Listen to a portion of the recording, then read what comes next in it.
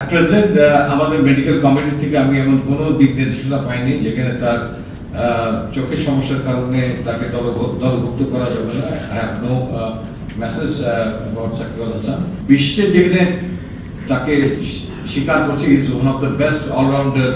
আপনি যদি গত 25 বছরে ধরেন হিসাবে আনেন তাহলে স্টিল হি স্ট্যান্ড দেয়ার।